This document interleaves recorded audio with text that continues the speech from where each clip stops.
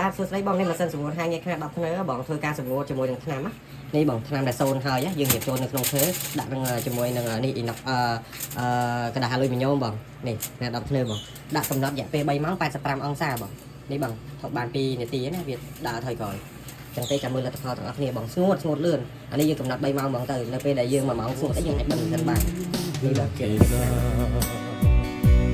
កាអើយកាសូមសួរលួនយល់បំណងក្តីស្រឡាញ់ពេញព្រាដួងចិត្តនេះបងសូមធ្នមការទាំងកងក្នុងហារទី